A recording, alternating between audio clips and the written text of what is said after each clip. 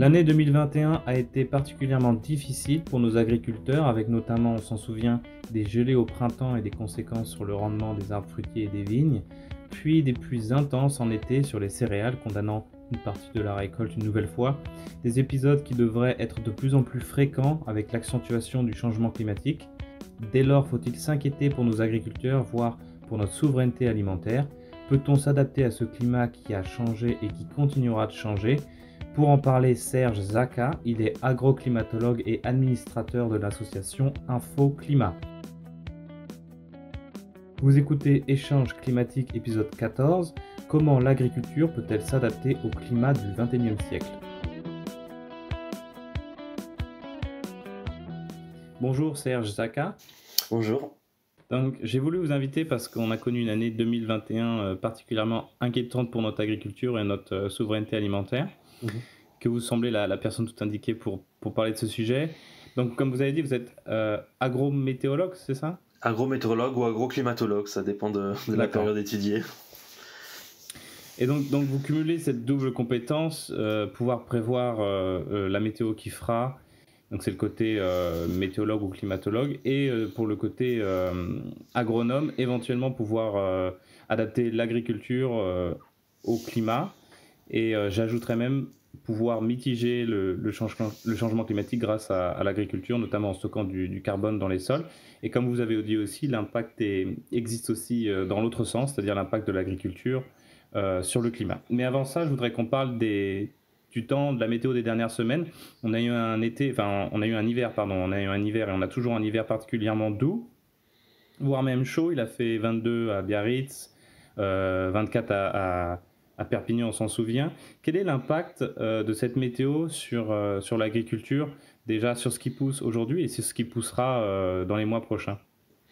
Alors, l'hiver a été en fait particulièrement doux juste à la fin décembre, à partir du 20 décembre à peu près, on a vu une douceur, alors que tout l'automne a été un peu dans les normes de température. Il n'y a pas eu d'excès de température durant tout l'automne, on a juste observé cette forte hausse de température à la fin du mois de décembre et qui fait qu'en moyenne, en fait, sur la fin de l'année, on était plutôt positif alors que on était autour de la moyenne si on n'aurait pas eu cette période d'air chaud. Et jusqu'à présent, là, on est au 7 janvier, on a toujours cette douceur qui est présente malgré une descente des températures depuis hier. Pour les végétaux, ce qu'il faut savoir, c'est que les végétaux retiennent la température, pas forcément qu'il fait le jour même, mais ce qui s'est passé les semaines d'avant. Pour les végétaux, pour ne pas observer ce qu'on a observé l'an dernier, en fait, il faut regarder ce qui se passe au niveau des bourgeons. Les bourgeons, ce qu'ils ont besoin, c'est une période de froid, c'est ce qu'on appelle la vernalisation. La vernalisation, c'est simplement, par définition, les besoins de froid de la plante. Il faut par exemple un certain nombre d'heures en dessous de 8 degrés pour le pommier pour qu'il puisse ensuite fleurir au printemps. Et puis ensuite, il faut une période de douceur pour que les bourgeons s'ouvrent et que les plantes, que les feuilles et que les futures feuilles et les futures fleurs s'épanouissent. Donc du froid, puis de la douceur.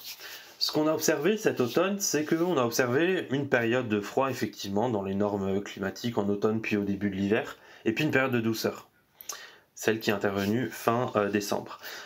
Cette période de douceur en fait de fin décembre intervient trop tôt dans la saison, puisque les besoins en froid, donc la période de froid qu'ont besoin les bourgeons, n'ont pas encore été atteints à la fin décembre. Donc la période de douceur qui vient a très peu d'impact en fait sur les bourgeons et sur le débourrement des végétaux.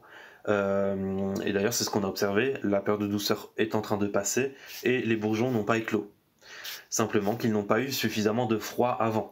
Par contre, il faudra observer ce qui se passe ces prochains jours, ces prochaines semaines. Si de nouveau on a une période de froid qui arrive, donc c'est ce qui est actuellement prévu, il y aura des températures négatives sur une bonne partie de la France la semaine prochaine, et que ensuite on a une période de douceur, là il faudra s'inquiéter. C'est ce qui s'est passé en 2021. Nous avons eu une grosse période de douceur en février, suivie d'une période de froid, et de nouveau une grosse période de douceur en mars, et c'est cette période de douceur de mars qui a réveillé les bourgeons.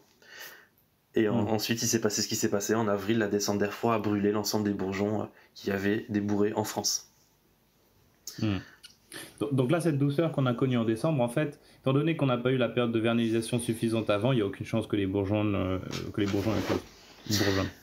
Pour l'instant, non, ça sera peut-être des cas marginaux, mais pour l'instant, non. On fait le bilan actuellement avec les agriculteurs, j'ai reçu quelques photos.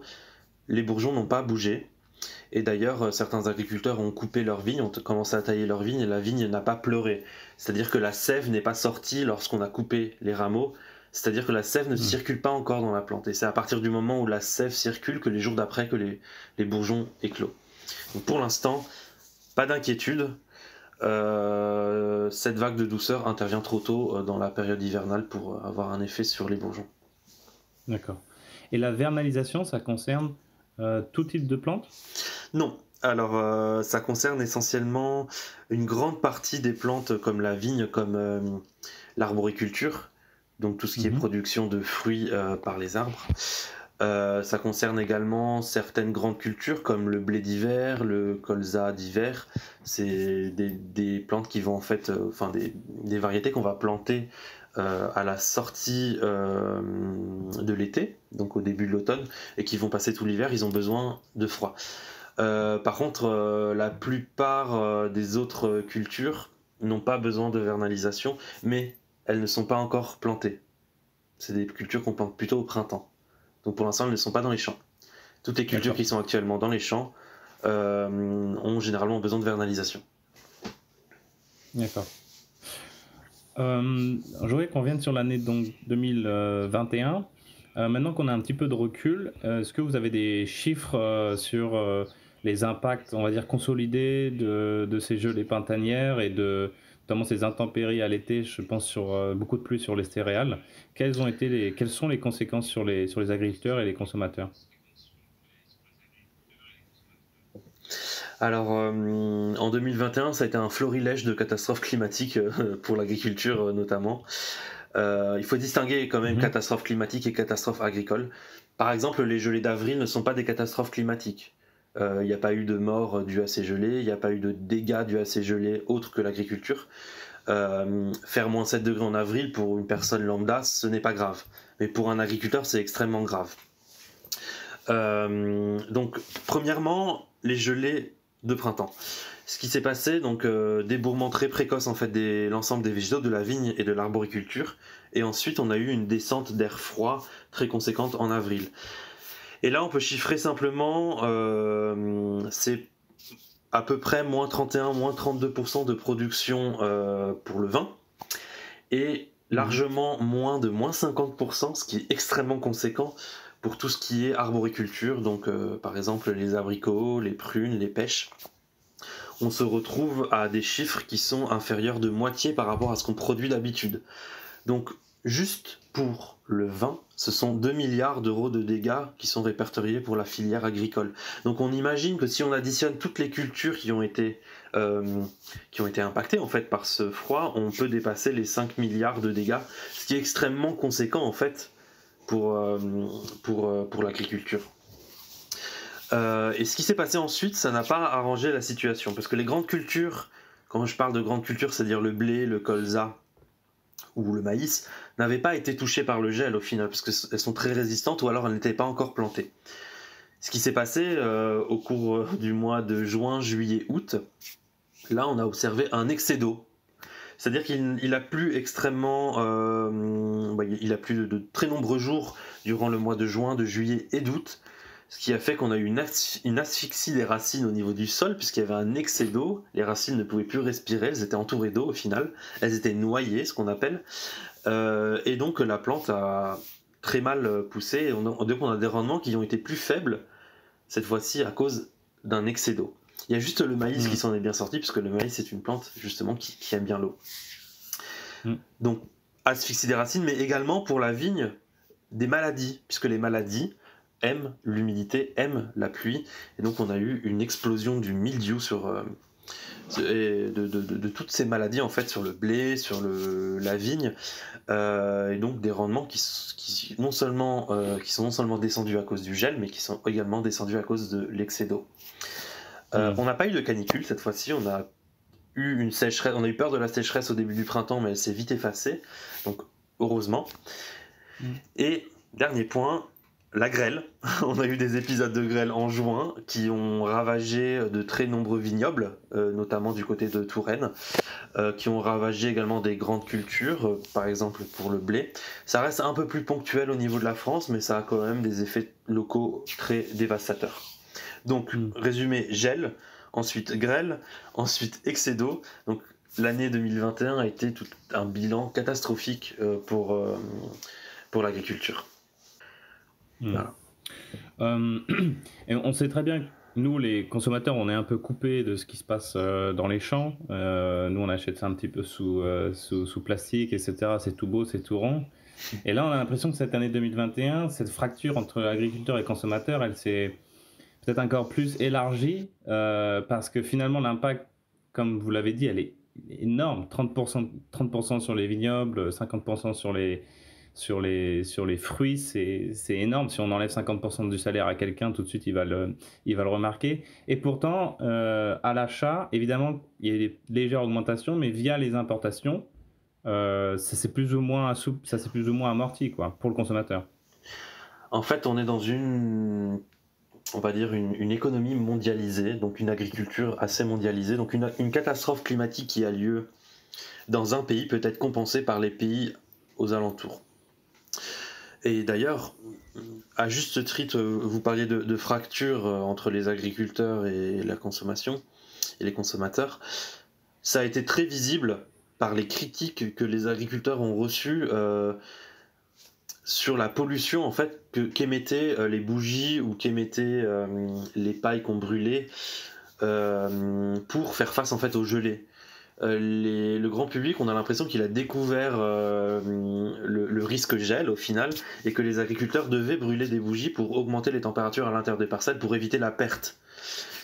Et en fait, au lieu de se concentrer sur de se dire ils sont courageux, ils se lèvent toutes les nuits pour nous nourrir, ils se lèvent toutes les nuits pour garantir une production agricole suffisante en France pour nous nourrir les Français alors qu'on était en plein confinement. Au lieu de se dire ça, la plupart des personnes sur Twitter se sont indignées des quantités de CO2 qui ont été émises dans l'atmosphère.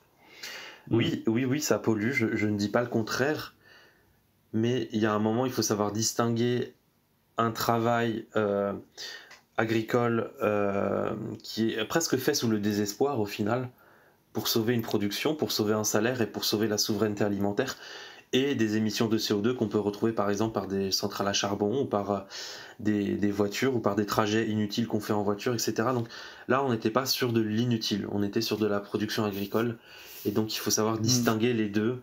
Il y a des moments, il faut savoir polluer ponctuellement pour sauver une production agricole. Pourquoi je dis ça ? Parce qu'en fait, si on n'a plus aucune production agricole, qu'on est à moins 100% de récolte, qu'il n'y a plus rien, il va falloir quand même qu'on se nourrisse de fruits. Puisque les fruits, comme on le dit souvent, il faut 5 fruits et légumes par jour, il y a des vitamines, on ne va pas manger que des pommes de terre de conservation, des oignons pendant toute une année en France. Donc il faut qu'on importe ces fruits d'autres pays, comme l'Italie, comme l'Espagne, comme la Grèce, qui ont également été touchés bien sûr par ces gelées. Mais ce sont des fruits qui vont être forcément plus chers, parce qu'ils vont forcément en profiter également. Il y a une grosse demande, donc on va vendre un peu plus cher. Ça va venir d'un peu plus loin, donc il y a aussi le coût de transport. Ce sont des fruits qui auront moins de goût, puisque durant le transport, le fruit s'altère et perd du goût, qui vont être récoltés avant la maturité pour ensuite les transporter. Donc il y a un goût qui est inférieur par rapport aux productions françaises, et surtout, et très important, ces fruits n'ont pas la même qualité de production qu'on peut avoir en France. C'est-à-dire qu'on ne sait pas comment ils sont produits, et c'est pas forcément des produits qui vont être meilleurs pour l'environnement et meilleurs pour le climat. Donc voilà. Donc au final, oui, il faut garder cette souveraineté alimentaire comme on dit, il faut faire très attention à ne pas favoriser, on va dire, l'environnement ou le climat au détriment de la production. Il faut trouver un équilibre absolument en agriculture. Défavoriser cet équilibre et importer d'ailleurs, parce qu'en important d'ailleurs, en fait, certains produits qui sont interdits, le bio n'est pas forcément le même, on se retrouve avec... on est un peu pas en accord avec nous-mêmes au final. On importe des produits qu'on ne veut pas ce type de production en France, mais on préfère les importer de l'extérieur. Sauf que le climat ou l'environnement, il n'y a pas forcément de frontières. Et donc on se retrouve avec des aberrations pas possibles. On peut faire un parallèle avec l'énergie, c'est qu'aujourd'hui on est en train de rallumer des centrales à charbon pour se chauffer, donc les gens qui se plaignent des bougies dans les vignobles, ils peuvent fermer leur chauffage tout l'hiver s'ils veulent pas émettre de CO2. Hein.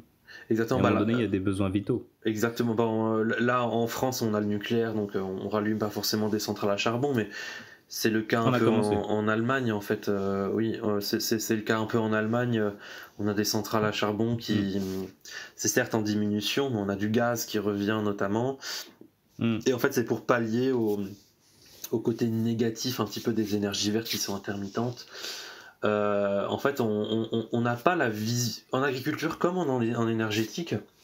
On n'a pas la vision d'ensemble de tout ce que peut produire comme carbone ou comme méthane du début à la fin, en fait, la production agricole ou la production d'énergie. On a l'impression qu'on essaye de résoudre le problème par petites tâches, petits pansements de droite à gauche, mais un petit pansement à gauche peut faire une grosse blessure à droite. Et en fait, on se concentre que sur une petite partie du problème et pas sur la globalité. Et c'est le cas également en agriculture, oui. Donc maintenant la question qui est inévitable, c'est est-ce que ces intempéries, donc tu as dit gel, inondation et grêle, est-ce qu'elles sont liées au changement climatique? Comment en être sûr et qu'est-ce qu'ils prouvent? Alors je vais prendre les trois séparément. On va commencer par le gel. Donc le gel en soi, le changement climatique, il a forcément un impact sur le gel. Il y a moins de gel d'ici 2100. On a une tendance au gel qui se raréfie sur l'ensemble de la France. Mais en fait, en agroclimatologie, c'est différent. Il faut prendre en compte aussi l'état physiologique de la plante lorsque ce gel se produit. Or, durant tout l'hiver, il fait beaucoup plus doux. Il y a toujours des périodes de froid, donc la vernalisation est atteinte, mais il y a aussi des périodes de douceur. Et donc, on observe dès à présent, depuis 20 ans, un débourrement des végétaux qui est de plus en plus précoce, sur l'ensemble de la planète d'ailleurs. Au Japon, on a battu des records de précocité sur les cerisiers cette année, et c'est des records qui datent depuis l'an 1400, même avant 1400. Donc depuis, je crois, plus d'un millénaire. Donc au final, on bat des records de précocité de débourrement, puisqu'il fait plus doux en hiver. Et ces bourgeons qui sont éclos sont plus sensibles au froid, comme on le sait, et il y a toujours des gelées au printemps. Donc en fait, il y a moins de gel avec le changement climatique, mais le risque sur l'agriculture est plus important du fait que le bourgeonnement apparaît plus tôt. Le débourrement apparaît plus tôt. Et d'ailleurs, c'est ce que j'avais dit dans les médias au cours du mois d'avril 2021, puisque j'avais travaillé dessus durant mes anciens travaux de recherche. Mais ça a été confirmé par certains membres du GIEC, par le World Weather Attribution, qui a attribué en fait cet événement de gel d'avril 2021 comme un événement du changement climatique. En soi, c'est pas le gel qui est dû, le changement climatique n'augmente pas la probabilité de gel, mais ils ont bien prouvé qu'elle augmentait de plus 60% l'occurrence d'événements comme avril 2021 sur l'agriculture, du fait d'un débourrement plus précoce. Donc ça a été confirmé scientifiquement. Donc ça c'est pour le gel. Maintenant je le mets dans un tiroir, je prends ensuite la pluie. Ce qui s'est passé en été, c'est qu'on a eu des précipitations diluviennes durant juin, juillet, août, sur l'ensemble de la France, de la Belgique, de l'Allemagne de l'Ouest, de la Suisse, enfin toute la zone autour de la France. Et là pareil, le World Weather Attribution a fait une étude et a montré que les inondations qui se sont passées en Belgique et en Allemagne et dans le nord-est de la France dans une moindre mesure étaient dues au changement climatique. Simplement qu'il y avait une langue d'air chaud très humide présente sur l'Europe centrale et qui a en fait on va dire augmenter l'humidité, augmenter le potentiel précipitable de l'atmosphère sur l'Allemagne et la Belgique. Et donc toutes ces pluies sont tombées sur ces régions-là, il y a eu des inondations catastrophiques. Et le GIEC le dit, plus il fait chaud, et ça c'est vraiment très physique, plus il fait chaud, plus l'air peut contenir de l'humidité. Et plus l'air peut contenir de l'humidité, plus les précipitations sont intenses. Et on observe déjà une augmentation de l'intensité des précipitations avec ce changement climatique.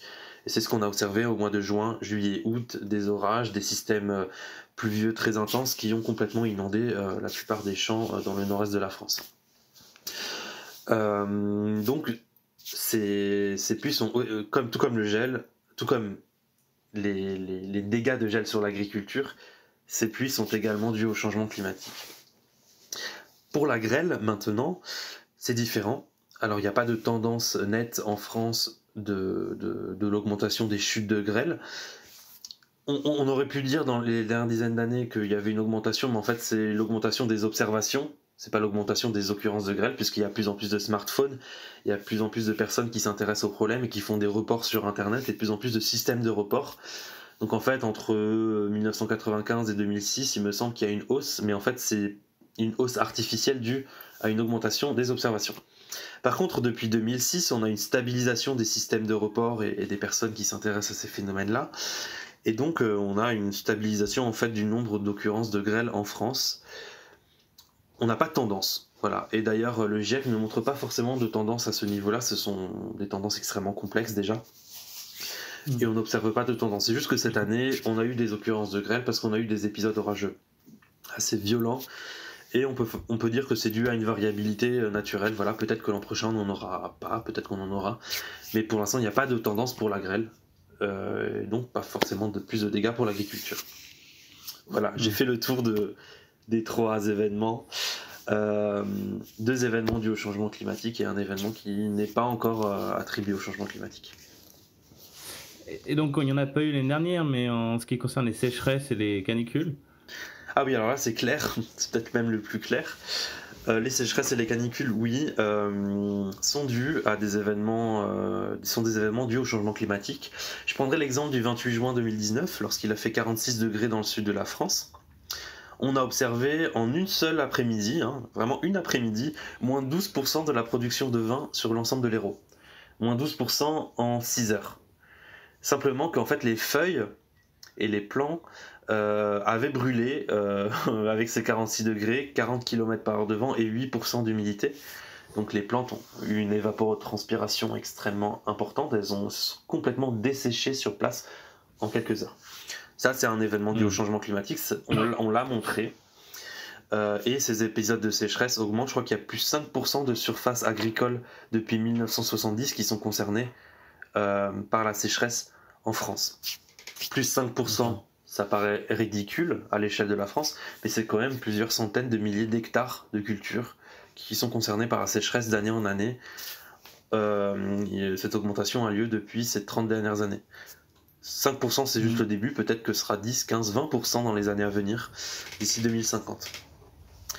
Oui, donc là c'est clair, sécheresse et haute température ont des conséquences dévastatrices sur l'agriculture, notamment ces 4 dernières années, sauf pour l'année 2021 qui est une exception à la règle après 4 années de sécheresse.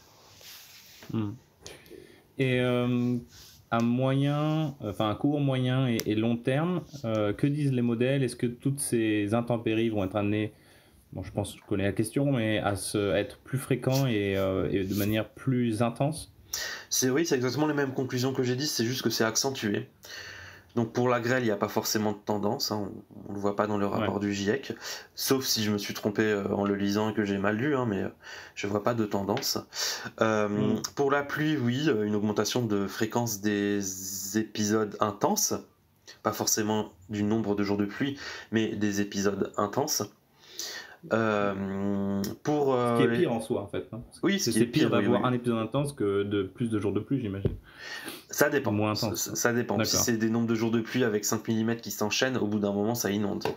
Mais en fait le problème quand ça tombe d'un coup, c'est que ça peut faire du lessivage, ça peut faire des coulées de boue, en fait ça entraîne le sol avec lui quand il pleut trop d'un coup. Pour les canicules, forcément oui, ça c'est clair et net. Pour les gelées, il y a moins de gelées, mais il y a toujours cette augmentation du risque sur l'agriculture jusqu'en 2050. Après 2050, c'est autre chose, sur le long terme donc, puisque les besoins en vernalisation de la plante ne seront pas forcément atteints. Donc le débourrement va se faire de plus en plus tard. Et donc il y a une décorrélation ensuite, après 2050, entre la peur de gel et le débourrement. On aura moins de dégâts dus au froid après 2050 sur l'agriculture à cause de la vernalisation. Mais bon, d'ici là, on a encore le temps d'affiner les projections climatiques et les projections agroclimatiques. Et par curiosité, qu'est-ce qui se passe si la plante n'a pas eu ces jours de vernalisation ? bah, soit elle débourre très mal, très lentement, ou très tard, ou soit elle ne débourre pas. Donc s'il n'y a pas du tout eu de froid dans l'hiver, qu'on a mis la plante dans la pièce à 20 degrés, elle ne débourrera pas. Le bourgeon restera fermé jusqu'à ce qu'il... Ou alors il va débourrer peut-être 1-2 mois après, mais très lentement avec beaucoup de problèmes à la croissance. Voilà. Et d'ailleurs, c'est des adaptations génétiques qui datent depuis des millénaires, hein, même plus que des millénaires, des millions d'années. C'est juste que les végétaux se sont adaptés au cycle saisonnier, au final. La vernalisation, c'est pour éviter que le végétal pousse en hiver et qu'il brûle au printemps quand il y a des gelées. C'est vraiment quelque chose qui retient la croissance du végétal pendant l'hiver, pour éviter qu'il pousse n'importe quand. En fait, il hiberne, il est en dormance, il laisse passer l'hiver. C'est sa façon de sentir l'hiver. Voilà pour je crois qu'on a fait le tour pour le long terme, il me semble, pour ces épisodes-là. Donc c'est accentué avec le changement climatique. Je pense que tout le monde aurait pu répondre à cette question. On le voit dès à présent. Est-ce que d'un point de vue personnel, cette fois c'est vraiment, je parle pas aux scientifiques, mais à l'être humain, est-ce que vous vous inquiétez de votre vivant ou de celui de nos enfants, que la sensation de faim revienne un petit peu après un siècle où on l'avait plus trop connu? Est-ce que vous avez peur de famine, de choses comme ça en France? Alors, très bonne question. Oui, j'ai peur que ce combat qu'on a eu contre la faim ne porte plus ses fruits avec le changement climatique, mais également à cause de l'arrivée de nouvelles techniques culturelles qui sont portées par les urbains pour produire. Donc je vais un petit peu donner quelques exemples pour les deux. Pour le changement climatique, on a déjà observé par exemple des émeutes de la faim à cause du changement climatique. Ça, on en a très peu parlé dans les médias. C'est notamment ce qui s'est passé dans les années 2010, il me semble, début 2010 ou en 2010, en Russie. On a eu une très importante vague de chaleur et une sécheresse. Il a fait jusqu'à 40 degrés à Moscou. Il y avait des épisodes de feu très intenses en Sibérie et autour de Moscou. Il y a eu donc cette sécheresse qui a impacté la production de blé. Il y a eu une baisse drastique de la production de blé en Russie et ils se sont repliés sur eux-mêmes pour garder la production restante pour nourrir la population de leur pays. Donc on a eu des exports russes qui ont moins inondé le marché que les années précédentes.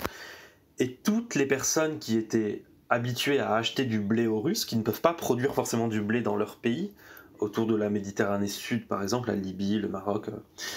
donc tous ces pays-là n'ont pas pu acheter une quantité de blé suffisante et donc on a eu une hausse drastique du prix du pain dans ces pays-là. Et ça a débouché, entre autres, c'est à cause d'autres choses aussi, mais ça a débouché sur les printemps arabes. C'était une augmentation, c'était vraiment l'étincelle, cette augmentation du prix des denrées alimentaires de base, et qui était notamment due à une sécheresse en Russie.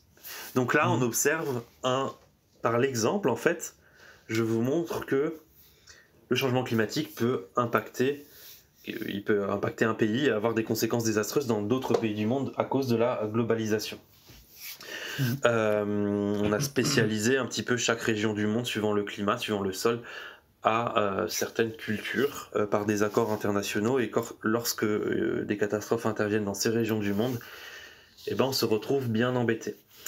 Pour les pays riches, je ne m'inquiète pas, parce qu'on peut toujours se débrouiller entre nous, et on peut toujours réussir, bien sûr, on est encore très loin de la famine en France, par exemple, à cause du changement climatique. C'est plus ce système de mondialisation qui fait que je m'inquiète pour les pays les plus pauvres, qui sont dépendants de nos productions alimentaires, qui peuvent en pâtir lorsqu'il y a des catastrophes dans les pays riches. Deuxième point, puisqu'on parle un petit peu de ce retour de la famine, moi ce qui me gêne un peu, ce qui me fait peur, et là je suis très partagé, c'est qu'on se retrouve en ce moment avec les réseaux sociaux, avec tout le monde qui pense avoir toutes les clés de l'agriculture alors qu'il n'a jamais travaillé dans l'agricole, qui n'a même pas mis les pieds dans un champ, et des politiques qui favorisent les urbains au lieu de favoriser les agriculteurs. On se retrouve avec une volonté de produire local, de produire bio, de produire sans pesticides, de produire zéro tout, zéro déchet, zéro pesticides, zéro labour, zéro rien. En fait, on est en train de détruire complètement ce qu'on a essayé de construire avec la révolution verte. Alors il y a beaucoup de défauts dans cette révolution verte et je suis le premier à le dire. Peut-être beaucoup trop d'utilisation massive de pesticides, peut-être qu'il faut le faire de façon plus raisonnée, même si ça fait depuis 20 ans que les agriculteurs raisonnent déjà à ce niveau-là. Donc on a une volonté en fait de produire, on a l'impression de produire un potager géant. La France veut devenir un potager géant parce que les Parisiens veulent manger local, bio, etc., etc. Le seul problème, c'est que là, on est en train de s'éloigner simplement de la production agricole, on est en train de s'approcher plutôt du jardinage. Et c'est pas le jardinage qui va nourrir les Français. Il faut trouver un équilibre quand même entre la production, l'environnement et le climat. On n'arrivera jamais à avoir zéro impact sur le climat, zéro impact sur l'environnement avec l'agriculture par définition. Le but c'est juste de les réduire et de garder une production suffisante. Et ce qui se passe actuellement, c'est que là on est en train de réduire, on veut réduire en fait la production agricole française par différents plans de protection de l'environnement qui sont pas forcément logiques. Et on se retrouve à donc moins exporter. Par contre, on importe plus. En fait, on exporte moins, donc on propose moins nos produits à des pays qui en ont forcément besoin, mais on se retrouve, nous, dans le besoin à importer, parce qu'on a une façon de se nourrir qui n'a pas évolué avec l'agriculture. Par exemple, le problème... Est-ce que vous avez des mesures en tête qui vont dans le sens de ce que vous dites, qui ont un petit peu cassé nos exports? Des mesures, c'est-à-dire? Parce que vous disiez qu'on allait un petit peu dans le sens du jardin géant et qu'on était en train de bloquer notre capacité à produire et à exporter. Oui, j'ai des exemples assez controversés. On a par exemple les néonicotinoïdes. Alors, je ne suis pas forcément pour l'emploi des néonicotinoïdes parce qu'ils peuvent avoir des impacts sur l'environnement qui peuvent être très néfastes, bien sûr, sur les oiseaux également. Ça, je suis tout à fait conscient. Mais c'est qu'en fait, en interdisant les néonicotinoïdes du jour au lendemain, on n'a pas proposé une alternative aux agriculteurs. On s'est dit, à partir de maintenant, vous n'utilisez plus ce produit, il est dangereux pour l'environnement. Par contre, on n'a pas du tout mis les moyens dans la recherche et le développement pour pouvoir trouver des produits qui peuvent le remplacer. On ne peut pas faire face à l'ensemble des maladies apportées par les pucerons avec une baguette magique. Il faut forcément quelque chose. Et donc en fait, du jour au lendemain, on a complètement détruit la production de betteraves dans le nord de la France puisqu'on n'avait plus de moyens de lutte contre les maladies. Le betterave nous permet entre autres de faire des produits pour les animaux, mais également du sucre. Et on se retrouve forcément, si on n'a plus de production en France, à importer de l'extérieur. Et à l'extérieur, donc dans les autres pays européens, ils utilisent ces néonicotinoïdes. Donc en fait, on ne veut plus produire avec ces produits-là en France, mais par contre on l'importe de l'étranger avec le même type de production qu'on ne veut pas en France. Et donc ce n'est pas logique en fait. Il faut d'abord investir massivement dans la recherche pour trouver des produits qui soient plus respectueux de l'environnement et ensuite interdire les produits qui le sont moins, pour éviter de se dire on interdit chez nous, mais de toute façon on peut encore acheter à l'étranger, il n'y a pas de problème avec ça, et en fait c'est juste pas logique. Donc alors je suis très loin de dire, n'interprétez pas mes propos, mais je suis très loin de dire que les néonicotinoïdes n'ont pas un impact sur l'environnement. C'est juste qu'on n'a pas d'alternative pour le moment, et que si on veut pas détruire toute une filière agricole, il faut investir dans la recherche. Voilà, c'est ce qui a été finalement fait par le gouvernement. Je vais me faire un peu l'avocat du diable. C'est pas vraiment la faute des écolos si on a un marché libre et très peu de taxes douanières, ou voire pas. En revanche, est-ce qu'on a le temps, est-ce que la recherche a le temps de trouver quelque chose, pour peu qu'elle le trouve, avant de tout détruire en termes d'environnement? Alors la recherche aurait très largement eu le temps de trouver quelque chose si on avait les moyens de le faire. Mais les moyens attribués aux centres de recherche, à l'INRA, à d'autres centres de recherche, sont en diminution constante depuis une dizaine d'années. Et donc au final, on a un ralentissement en fait de la recherche et des nouveautés en fait qu'on peut apporter aux agriculteurs. Et c'est pas forcément un problème de temps, c'est un problème très largement de moyens. De moyens, ouais. Et c'est un problème d'envie en fait de la part du gouvernement. de rendre l'agriculture, de rendre les centres de recherche français, c'est pas forcément que pour l'agriculture, c'est pour toutes les recherches de recherche français, de redonner un rayonnement en fait. On a l'impression que la recherche est de plus en plus délaissée. Et donc au final on se retrouve dans certaines impasses qu'on aurait pu anticiper plus tôt par la recherche. Les néonicotinoïdes en font partie. Voilà. Et donc la recherche, qu'est-ce qu'elle pourrait potentiellement trouver comme solution? Ce serait des engrais naturels ou des pesticides naturels, je veux dire? Oui, l'utilisation d'auxiliaires de culture qui peuvent attaquer les pucerons, par exemple, les coccinelles, etc.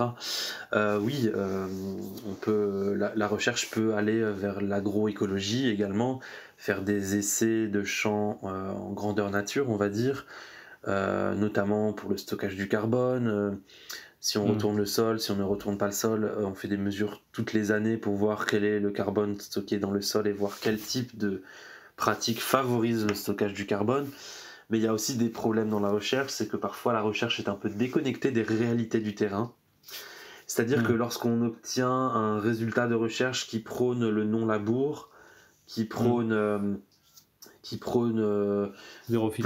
plein de choses au final, et ben en fait on ne sait même pas s'il est en capacité, si l'agriculteur est en capacité de l'appliquer, ce type de pratique agricole, parce que peut-être qu'il n'a pas de main d'œuvre, peut-être que son sol ne permet pas de faire du non-labour.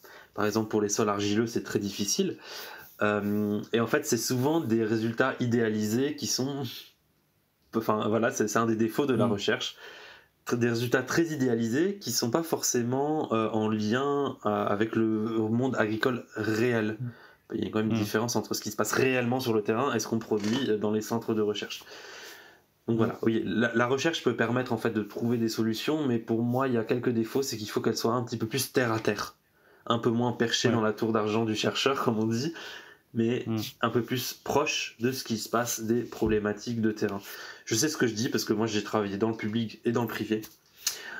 J'ai travaillé à la fois dans des labos de recherche indépendants des agriculteurs, et j'ai travaillé en même temps avec les agriculteurs, donc je vois un petit peu les défauts, les qualités de chaque type de travail. Donc, on a déjà commencé à aborder le thème de l'adaptation, mais je vais juste faire la petite transition que j'avais prévue quand même. Vous avez fait remarquer sur votre compte Twitter récemment qu'il n'y a jamais eu aussi peu de morts de catastrophes naturelles qu'en ce moment dans le monde, et notamment grâce à l'amélioration des techniques agricoles. Donc, venons-y. Face à toutes les intempéries qu'on a pu décrire tout à l'heure,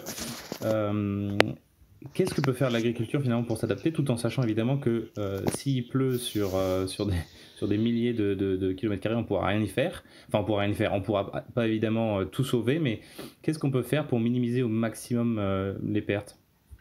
Les pertes de rendement. Par exemple, moi j'avais noté, par exemple, est-ce que certains types d'agriculture ou certains systèmes agricoles sont plus résilients que d'autres? Oui. Alors, on a fait des erreurs. Alors, je dis on, mais j'étais pas encore né. Hein. Mais je vais quand même dire on. On a fait des erreurs après la Révolution verte. C'est qu'on a concentré en fait nos efforts. La Révolution verte, c'est une révolution qui est arrivée après la Seconde Guerre mondiale, qui en fait avait comme objectif d'augmenter les rendements pour éviter les famines en fait au final, de devenir autonome.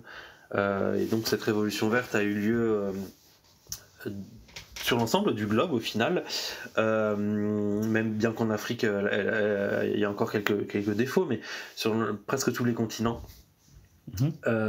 Et donc en fait on a favorisé donc la sélection variétale, il n'y avait pas encore les OGM, hein, il y a la sélection variétale, l'intensification du travail du sol, sur le sol en fait, on lui a demandé de plus en plus de nutriments pour faire pousser les plantes, on a eu l'irrigation qui est arrivée, on a eu la fertilisation qui est arrivée avec la chimie, donc tous ces aspects-là, la mécanisation aussi surtout, tous ces aspects-là font partie de la révolution verte. Et on a concentré en fait nos efforts sur la production agricole pour devenir autosuffisant. Et c'est ce qu'on a réussi à faire. Maintenant, on produit très largement de quoi se nourrir et même de nourrir les pays autour de nous. Maintenant, en fait, de ces efforts-là, c'est un modèle qui arrive à bout de souffle. On a appelé ça l'agriculture conventionnelle. C'est vraiment l'agriculture qui est issue de cette révolution verte. Mais c'est un modèle qui arrive à bout de souffle puisque le sol, qui est le support en fait des plantes, lui arrive à bout de souffle. Il n'a plus de quoi nourrir la plante puisqu'on l'a trop travaillé, on a trop mis de fertilisants et on n'a pas favorisé l'apparition des micro-organismes dans ce sol et le développement en fait au final. En France, on l'a compris depuis beaucoup plus longtemps qu'en Amérique. En France, en fait, on a bien compris que le sol est très précieux, il faut y faire attention.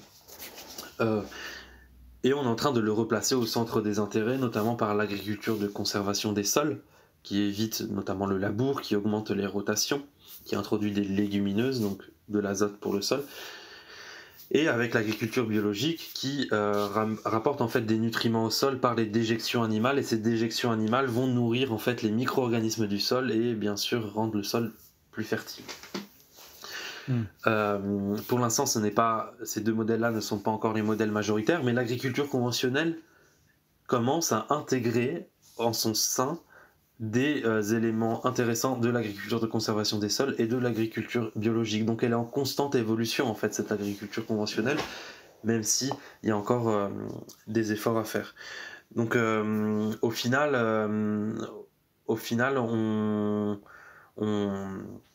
je me rappelle plus du début de la question, d'ailleurs, je suis en train de partir dans la question, c'était la question de la résilience des systèmes agricoles. C'est ça. Donc, au final, on est en train d'introduire en fait de plus en plus de protection du sol dans les systèmes agricoles, et c'est cette protection du sol qui fait notamment une résilience par rapport aux épisodes de sécheresse. Puisque avoir un sol fertile, avoir un sol complexe, et c'est un sol en fait qui va avoir un treillis en fait de matière organique, donc de très nombreuses restes de matière organique, que ce soit animale ou végétale, quelque chose de complexe qui va faire de l'humus, qui va faire beaucoup de choses et qui va en fait retenir l'eau plus facilement. Ça va pas juste être une passoire, un sol sableux, un sol qui ne retient pas l'eau. Ça va être vraiment quelque chose de complexe qui va garder l'humidité dans le sol. Et donc déjà, on est en train d'intégrer en fait tous ces éléments pour... on a encore beaucoup de progrès à faire dans l'agriculture conventionnelle, je le conçois, mais on est en train d'intégrer peu à peu tous ces éléments pour conserver le sol et pour être plus résilient face aux événements climatiques. Après, il y a d'autres types d'agriculture que je n'ai pas parlé, par exemple l'agroforesterie, où là, on a des rendements qui sont un peu plus en baisse, mais qui restent quand même intéressants, où on protège en fait les cultures grâce à des arbres. On produit en fait les deux, des arbres et des grandes cultures.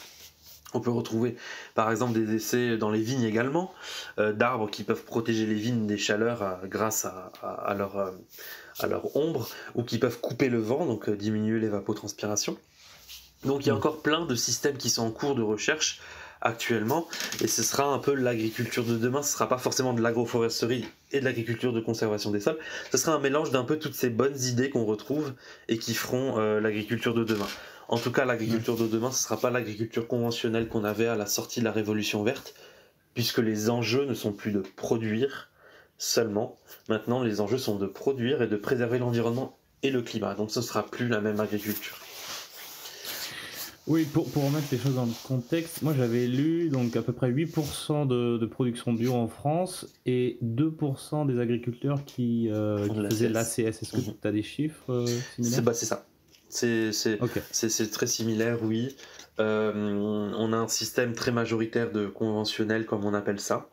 Alors, dans le conventionnel, il y a de l'agriculture raisonnée également. Ce sont des personnes qui raisonnent sur l'utilisation des intrants.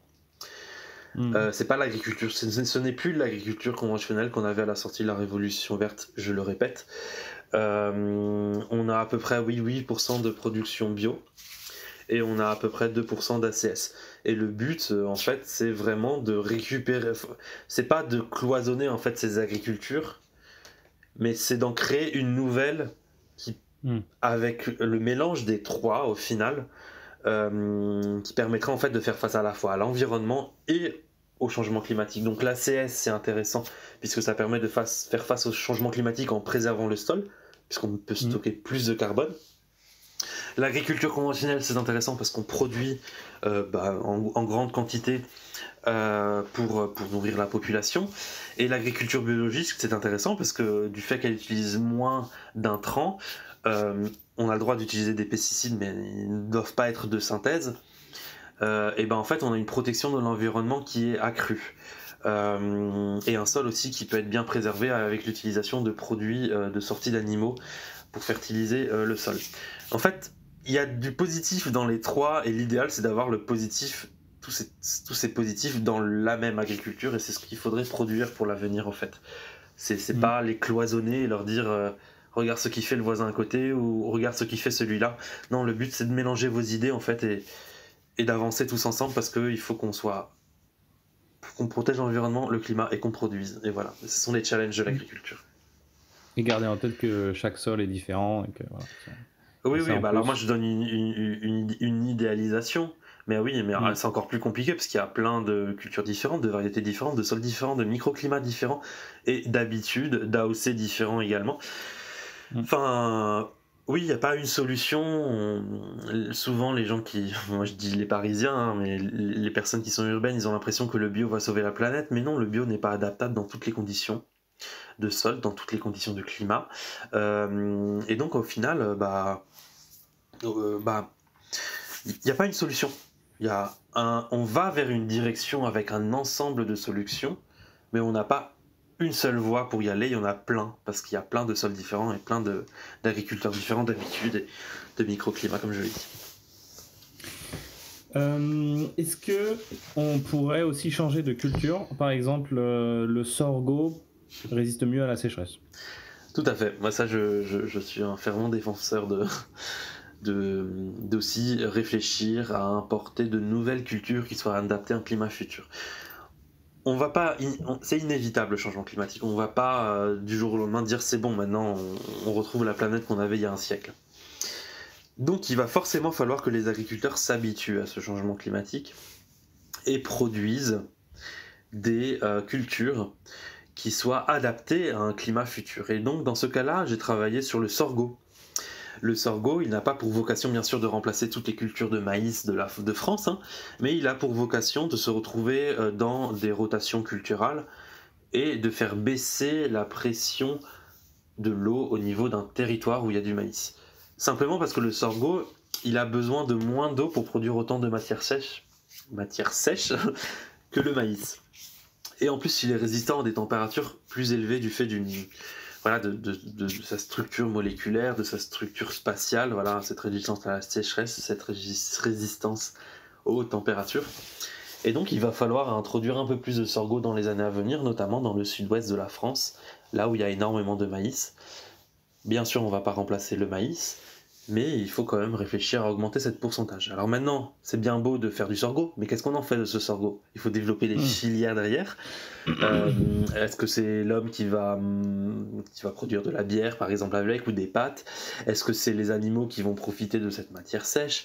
C'est bien beau d'être dans sa tour d'argent de chercheur et de dire il faut faire du sorgho, mais oui, qui va acheter du sorgho aux agriculteurs français? Donc l'État doit mettre en place des filières, développer en fait dès maintenant en fait des filières de production, de stockage, de transformation et de vente des nouveaux produits alimentaires. Il y a le millet aussi par exemple qui peut être très intéressant dans le cadre du changement climatique. On peut éventuellement penser à inventer de nouvelles recettes parce qu'on a en France une culture, par exemple le cassoulet, la choucroute, le bœuf bourguignon, voilà des plats en fait régionaux qui sont symboles de la puissance française agricole et culinaire. Mais on n'a rien qui intègre le sorgho parce que le sorgho historiquement il n'a jamais été produit en France. Donc peut-être que dès à présent on pourrait penser à une biscuiterie, on pourrait penser à de la bière qui peut-être ces prochaines années n'aura pas trop d'impact, mais qui sera peut-être le futur plat dans le changement climatique, dans un contexte de changement climatique d'ici un siècle au final. Voilà, pourquoi pas y penser dès maintenant à ce niveau-là. C'est pas l'agriculteur, il se dit j'en plante au printemps et puis je vais les vendre à l'automne, pas du tout quoi. Non, il faut qu'il y ait rien n'est prêt en France. Il faut qu'il y ait une suite derrière, il faut qu'il y ait une culture du sorgho, il faut qu'on trouve des recettes, En fait, même moi, je sais pas quoi, on m'a offert en fait de la farine de sorgho et du vinaigre de sorgho, etc. Mais j'ai pas encore trouvé de solution. J'ai pas encore j'ai pas ce réflexe d'aller chercher mon sorgho et de cuire mes pâtes. Voilà. Ouais. Voilà, il y a toute une culture à avoir derrière. C'est bien de rapporter de nouvelles cultures en France, mais il faut savoir quoi en faire et comment les faire. Maintenant, on va parler un petit peu de sujets clivants, les OGM. Bon, c'est interdit en France, évidemment, mais c'est pas une raison pour ne pas en parler. Par exemple, le blé HB4, qui résiste à la sécheresse au Brésil, a été autorisé plus tôt enfin, l'année dernière, et qui apparemment augmenterait les rendements dans un tiers des cas. Alors, pour les OGM, là, c'est un peu moins mon sujet d'étude. Donc, les réponses que je vais vous apporter sont plus d'un avis personnel que d'un avis scientifique, puisque pour moi, pour répondre scientifiquement à une réponse, il faut déjà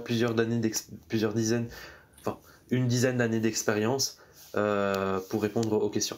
Donc là, sur les OGM, j'ai pas encore suffisamment fait de bibliographie pour apporter la réponse la plus claire, mais effectivement, nous, en Europe, on a des OGM qui sont interdits, donc on a une sélection variétale classique, c'est-à-dire on fait une reproduction sexuée entre deux plantes, et puis on regarde si le descendant a des traits qui nous intéressent. Par exemple, si on reproduit une plante qui a un bon rendement et une plante qui est résistante à la sécheresse, si la descendance a un bon rendement et une résistance à la sécheresse, donc on a mélangé les gènes et on a quand même les caractères qui nous intéressent, et ben c'est une plante, ce serait une descendance intéressante.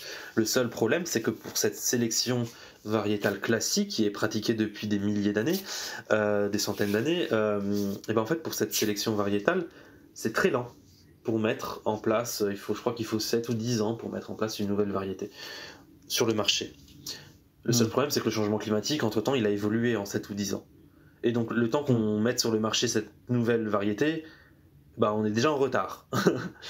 Et on a ces techniques en fait d'OGM qui sont apparues qui permettent en fait d'accélérer ce processus de sélection. Les OGM, en fait, on va prendre des gènes d'une autre espèce qui nous intéressent pour les introduire dans une espèce d'intérêt. Donc en fait, on fait un mélange artificiel qui ne sera jamais peut-être pratiqué tout seul par la nature. On fait un mélange artificiel. Le seul problème, c'est que ça peut poser des problèmes éthiques, déjà. Ça peut poser des problèmes au niveau de l'accaparation du vivant par certaines entreprises qui ont les moyens de faire des OGM. Ce n'est pas le cas de tout le monde, de toutes les entreprises. Et après, il faut savoir que ça peut avoir des impacts sur l'environnement, puisqu'on ne maîtrise pas forcément tout ce qui se passe au niveau des gènes, et donc mettre un blé en culture en plein champ, ça peut avoir des impacts qu'on ne connaît pas peut-être encore. Par contre, on a de nouvelles techniques d'OGM, enfin c'est pas des techniques d'OGM, c'est des techniques de génétique, qui ne sont pas des OGM et qui ne sont pas de la sélection variétale, mais c'est qu'en fait, alors c'est très récent, donc je ne pourrais pas l'expliquer au mieux, mais c'est ni de la sélection variétale, ni des OGM, mais ça nous permet en fait de sélectionner un gène dans une même espèce, donc c'est entre espèces, et de le déposer dans une nouvelle variété qui permettrait de donner une résistance. Et donc là, on est un peu plus proche de la sélection variétale classique, sauf qu'on l'a accéléré. On va beaucoup plus vite. On ne laisse pas le hasard faire les choses comme dans la sélection variétale classique, mais là, on est vraiment un peu plus ciblé, donc on peut obtenir des variétés de façon plus rapide. Donc ça peut être intéressant à explorer. Et je pense que l'Union européenne perd un petit peu, a un peu peur, même beaucoup trop peur en fait de ces techniques génétiques, et perd un petit peu de la présence en fait dans ces nouvelles technologies, parce qu'en fait on les a interdits et on ne revient pas sur la décision. Peut-être qu'il faudrait revenir sur la décision pour permettre déjà au centre de recherche de s'activer également dessus, de travailler dessus, et pour faire face au changement climatique. Mais pour moi, dans tout ce que j'ai dit là, c'est un problème. La génétique, ça sera une solution minoritaire. les solutions les plus intéressantes agricoles, beaucoup plus que les OGM, c'est pas la technologie génétique, mais c'est vraiment le respect de l'environnement, le respect du sol également, pour avoir un sol qui stocke plus d'eau, un sol qui est plus fertile, et par exemple augmenter les rotations, complexifier également les paysages, remettre des haies pour le stockage du carbone, pour la biodiversité. Donc en fait les OGM c'est pas une solution en soi comme diraient les défenseurs des OGM, c'est une pièce du puzzle parmi tout un ensemble. Donc la technologie ne va pas forcément nous sauver comme on l'a toujours dit, mais il y a aussi tout un ensemble d'éléments sociétaux qui doivent être modifiés pour pouvoir faire face au changement climatique et aux problèmes environnementaux actuels. C'est super intéressant ce que tu dis là parce que depuis tout à l'heure, tu parles de néonicotine qu'il ne faudrait pas interdire, de choses comme ça, et quelqu'un qui ne te connaîtrait pas, éventuellement il te mettrait dans une certaine catégorie, c'est-à-dire les pro-sciences, les pro-pesticides, etc.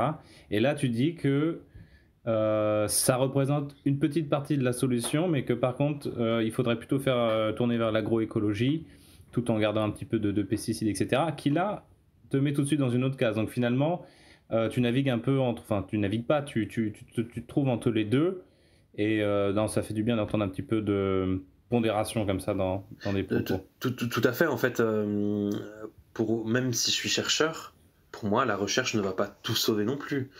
Il y a une question aussi de responsabilité sociétale par rapport au gâchis alimentaire. Ça, c'est pas la recherche qui va faire grand-chose, hein. C'est juste des excès de nourriture qu'on a et on se permet de gâcher la nourriture alors qu'on a... Il me semble que 20% de la production agricole est gâchée. En fait, elle ne va jamais dans les assiettes. Tout le long de la chaîne alimentaire ou même dans nos frigos. Pardon. Ça fait un moment que je parle, mais cette production alimentaire, en fait, c'est du carbone qui est perdu. Et il n'y a pas que la technologie qui va sauver tout ça. L'exemple du gâchis alimentaire est très intéressant. Il y a aussi une évolution sociétale par rapport à la consommation. On ne va pas s'amuser à acheter plus que ce qu'on a besoin, que ce soit pour l'électroménager, les PC, les ordinateurs. Il y a ce qu'on appelle la sobriété pour les achats non alimentaires, mais il y a également la sobriété alimentaire. C'est-à-dire acheter de saison, savoir faire aussi des conserves, remettre au centre de nos intérêts la cuisine, parce que c'est comme ça qu'on remarque en fait qu'on va pas tout acheter chez Maggi, chez Charal et tout ça, des plats préparés sous plastique. Il faut aussi savoir remettre l'alimentation au centre de nos intérêts pour comprendre que c'est difficile de se nourrir, on l'a oublié. Et en plus de tout ça, de cette sobriété, on peut rajouter les OGM également, qui sont une technologie. On peut rajouter l'agriculture de conservation des sols, qui sont de nouvelles façons de produire. En fait, on faut pas être clivant et se dire il y a que la sobriété qui va nous sauver ou il y a que la technologie qui va nous sauver. C'est un mélange savant des deux et très intelligent. Et éviter de dire, pour moi, il faut éviter de se séparer en fait les deux mondes. Pour avancer, pour moi, il faut les deux, de la sobriété et de la technologie. Et d'ailleurs, pour en arriver à vous parliez tout à l'heure de l'augmentation de l'espérance de vie. Pour en arriver à là, il en a fallu de la technologie. Hein. Entre les vaccins, la transfusion sanguine, ça a été très important aussi. Plusieurs milliards de personnes ont été sauvées grâce à ça.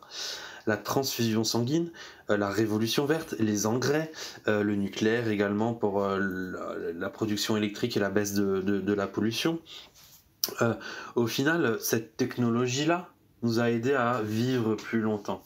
Le but maintenant, c'est pas de continuer à vivre plus longtemps. Le but, c'est de stabiliser un petit peu et de ne pas le décroître par l'excès de pollution, l'excès de respiration, de pollution dans les grandes villes, même s'il y a eu de gros efforts qui ont été faits depuis, l'excès de nourriture, l'obésité. Voilà, maintenant, c'est pas, l'homme ne va pas se dire on va aller encore plus loin, encore plus loin, encore plus loin. Maintenant, c'est stabiliser notre niveau de vie et de réduire tous les impacts qu'on a eu sur l'environnement et sur le climat pour atteindre ce niveau de vie suffisant. Et tout ça, c'est technologie une nouvelle fois et sobriété de par ailleurs. Voilà. Et je sais que j'ai un discours qui mélange les deux. Et sur Twitter et sur les réseaux sociaux, on voit bien qu'il y a un clivage extrêmement important entre les deux. Mais Pour moi, je comprends pas. Pour moi, c'est indissociable de la sobriété en même temps que la technologie. Voilà, on peut pas faire sans l'un ni l'autre. Voilà. Ouais. J'ai pas dit directement qu'on vivait plus longtemps, j'ai dit qu'on mourrait moins des catastrophes naturelles, mais évidemment, c'est lié. Oui. Dernière technique qui a fait débat l'année dernière dont je voudrais parler, c'est les bassines. Quel est ton avis là-dessus? Parce que c'est un des sujets qui s'ajoute en plus. Avant 2021, j'avais jamais entendu parler de bassines. Et on se dit, encore un sujet clivant qui touche l'agriculture. Oui, bah là c'est encore du clivage. Hein. Là c'est vraiment les pour, les contre. Il y a un moment, il faut se dire, et alors il y a quand même des gens qui sont au milieu, et moi j'en fais partie. Alors dans les agroclimatologues, c'est simple. On étudie les sorties du GIEC, le changement climatique, et on observe qu'il y a une baisse drastique en fait des précipitations dans l'ouest de la France, dans le sud de la France, des précipitations estivales, printanières et au début de l'automne. Alors c'est dramatique parce que c'est pendant cette période-là en fait qu'il y a nos cultures. C'est pas en hiver que nos cultures vont pousser, c'est pendant l'été. Et en fait cette baisse des précipitations impacte directement l'agriculture. Alors qu'en hiver, on a une augmentation justement de ces précipitations. On a une augmentation des précipitations hivernales. Donc au final, sur l'ensemble de l'année, on a une stabilisation de la pluie, plus de pluie en hiver, moins de pluie en été. Et donc, ce qui paraît logique, et ce que font toutes les personnes, en fait, dans les villes, ils ont des récupérateurs d'eau qui sont branchés aux gouttières, et ils récupèrent l'eau d'excès d'hiver pour la redistribuer l'été. C'est ce que font les personnes dans les villes. Sauf que en fait, les agriculteurs, c'est une échelle beaucoup plus grande. Les récupérateurs, il faut forcément des bassines pour pouvoir irriguer les champs. Le but, c'est pas de stocker cette eau et de la récupérer pendant l'été, parce que c'est le moment où il y a le moins d'excès d'eau, c'est de la récupérer pendant l'hiver, et de ne pas la récupérer dans les nappes phréatiques, encore une fois. Il faut la récupérer directement des cours d'eau lorsqu'ils sont en crue.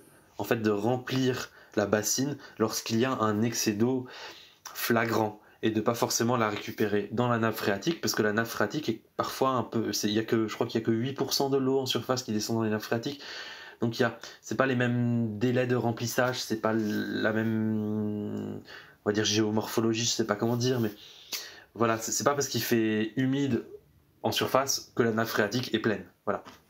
Donc c'est plutôt récupérer l'eau en surface pendant l'hiver, pendant les crues, comme par exemple dans le sud-ouest de la France actuellement. Là, dans les prochains jours, il va pleuvoir 100 mm. Récupérer cette eau avant qu'elle parte à la mer pour remplir les bassines et les garder à un certain niveau. Le problème des bassines également, c'est que ces bassines sont à l'air libre. La plupart des bassines, en fait, il y a plus je crois qu'il y a 30% d'évaporation.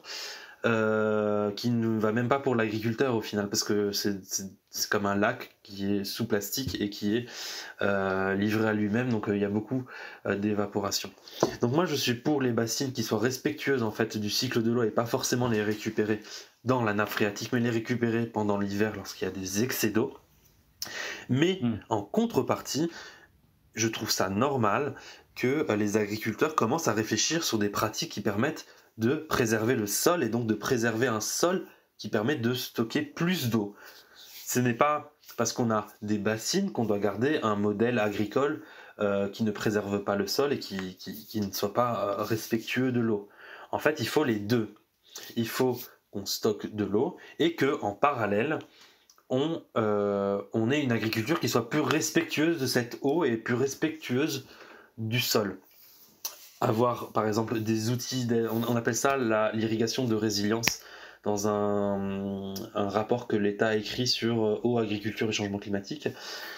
C'est appelé l'irrigature de résilience. C'est une irrigation qui soit basée, oui, sur des réserves d'eau, mais également sur de l'irrigation d'intelligence, avec des outils d'aide à la décision qui permettent de savoir quelle quantité d'eau a besoin la plante pour pousser aujourd'hui, suivant les conditions climatiques passées et futures.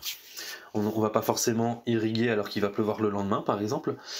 Ensuite, ce soit une agriculture qui soit basée sur de la conservation du sol, par l'agriculture de conservation du sol, pour avoir un sol qui retient plus l'eau. Et voilà, donc c'est tout un ensemble d'évolutions agricoles, de techniques de stockage, de techniques d'irrigation, de numérique également, qui permettra de faire face au changement climatique. Il n'y a pas que le stockage, et puis ensuite on continue à faire comme on faisait dans le passé. Peut-être également remplacer du maïs par du sorgho, comme on l'a dit, pour baisser la pression de l'eau sur le territoire. Voilà, c'est pas juste les bassines et on est sauvé. Il faut des bassines qui soient respectueuses du cycle de l'eau, déjà, et ensuite une agriculture qui évolue en fonction également du climat, qui essaye d'être un peu plus résiliente par rapport aux événements de sécheresse. Voilà mon avis à ce sujet. Je sais qu'il y aura des critiques, mais il faut faire peut-être un petit peu plus d'ouverture d'esprit, de tour de la question, pour voir si on ne met pas de bassines, on a simplement plus d'agriculture qui est possible en 2050 parce que les sécheresses sont beaucoup trop importantes. Il faut savoir ce qu'on veut. Est-ce qu'on veut plus rien ? Ou est-ce qu'on veut tout ?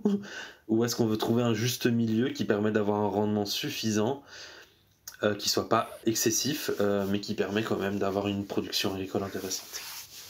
Ok. Voilà, je sais pas si c'est clair. Si, c'est très clair. Dernier volet, donc on a beaucoup parlé de l'impact du climat sur l'agriculture. Et toi, tu voulais me dire 2 mots sur l'impact de l'agriculture sur le climat.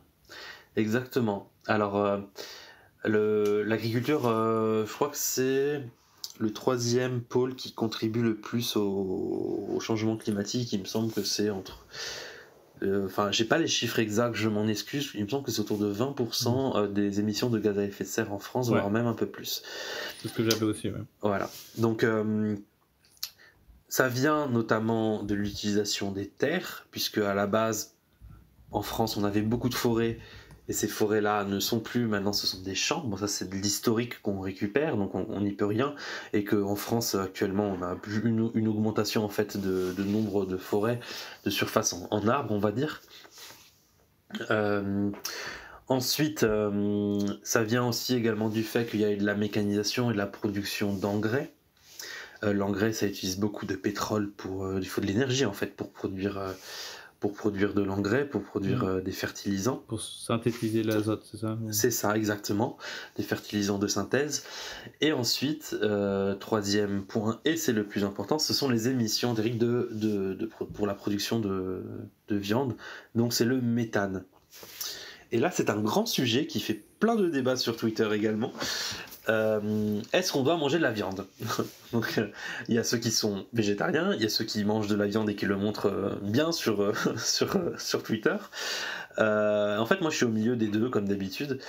Et je pense que c'est l'un des points majoritaires sur lesquels on doit faire face actuellement, c'est la consommation de viande trop excessive. Si vous demandez à un nutritionniste, il va vous dire on mange trop de viande. On n'en a pas forcément besoin d'autant. Si vous demandez à un agriculteur, il va forcément vous dire « moi j'aime la viande, j'en mange ». Si vous demandez à un végétarien, il va vous dire « moi j'aime les animaux, je ne mange pas de viande ». Et si vous demandez à un agroclimatologue comme moi, il va vous dire oui, on mange beaucoup trop de viande, on a une production trop importante et donc on a des émissions de gaz à effet de serre qui sont trop importantes.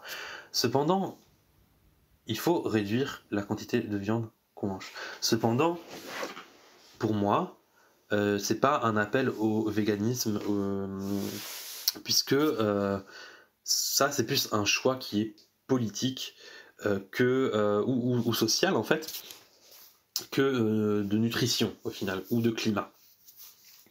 Le but en fait c'est de réduire la quantité de viande pour réduire forcément les émissions de gaz à effet de serre. Et c'est ce que je préconise en fait dans mes conférences, c'est de garder le même budget d'achat de viande mais de l'acheter mieux.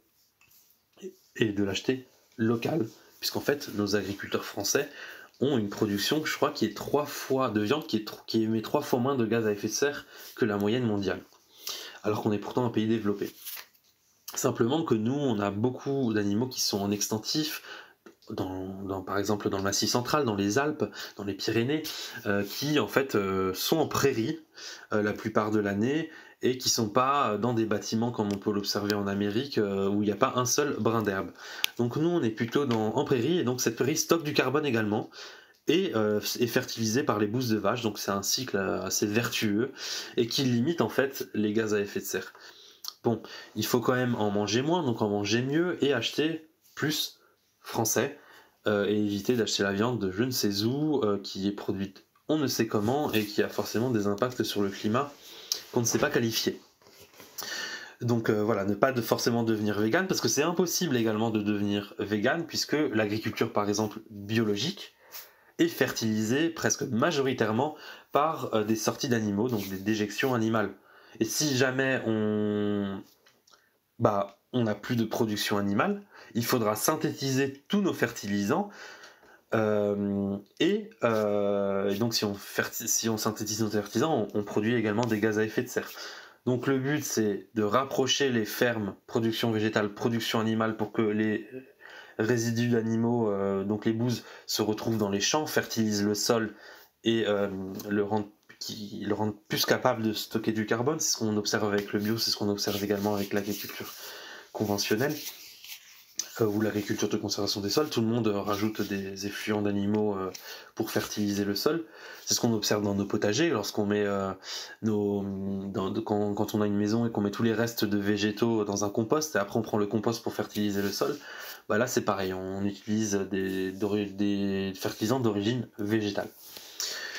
Donc voilà, réduire la viande, manger plus de meilleure qualité locale, en manger moins. On a forcément des repas sans viande, il ne faut pas en avoir peur, hein, c'est pas forcément un signe de pauvreté, mais ne pas devenir vegan non plus, parce que si on devient vegan, on n'a plus de fertilisants qui sont issus des animaux pour fertiliser nos champs. Donc il faut trouver un équilibre en fait. Bien sûr, si on veut devenir vegan, on peut devenir vegan par choix personnel. Il faut savoir que ce sera impossible de rendre toute la population vegan. Donc voilà, il faut vraiment trouver un équilibre, ne pas être dans les extrêmes, parce qu'en fait les deux extrêmes desservent pour le climat. Voilà mon avis à ce sujet, qui est encore une fois assez central, on va dire. Je n'ai pas de parti pris à ce niveau-là. Dernière question, la nouvelle saison commence dans quelques mois, ou peut-être a déjà commencé. Est-ce que quelque chose a changé depuis l'année dernière pour protéger les agriculteurs et leurs récoltes, que ce soit au niveau de la pratique agricole ou au niveau administratif, avec des assurances ou des nouvelles lois? Alors ça, les habitudes des agriculteurs ne changent pas d'une année en année, il faut plusieurs dizaines d'années pour que ça change. Par contre, donc à ce niveau-là, ça n'a pas changé, mais par contre au niveau des lois et des assurances, il y a eu énormément de... Alors je ne sais pas si c'est du progrès, mais il y a eu énormément de modifications, puisque à cause de l'événement de gel d'avril 2021, les agriculteurs, le système d'assurance a énormément évolué. Et j'espère que c'est plus bénéfique pour les agriculteurs. Je m'y connais pas trop en assurance, mais il y a eu de l'évolution, et il y a surtout une prise de conscience assez incroyable avec l'événement de gel d'avril 2021. Presque une tristesse. On a presque mis de côté en fait le bio, le conventionnel et l'agriculture de conservation des sols. Pour une fois, tout le monde était concerné. Et donc là, on a eu une tristesse incroyable, et se dire en fait nos débats sur le bio et tout ça, peut-être qu'on devrait plutôt se concentrer sur une agriculture qui soit respectueuse du climat, tout simplement, au lieu de se taper sur des petits détails. Et donc au final, il y a une prise de conscience, et je pense que dans les années à venir, il va y avoir énormément de progrès en agroclimatologie.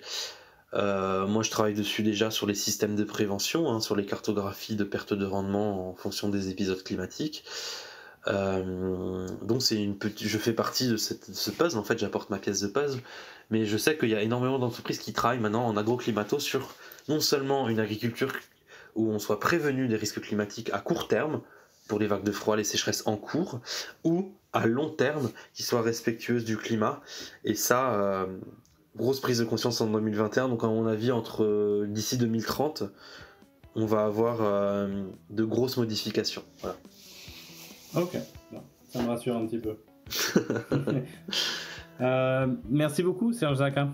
Écoutez, avec plaisir, on a abordé plein de sujets là, je pense que ouais, ça fait un bel épisode. Ouais, ça c'était bien complexe.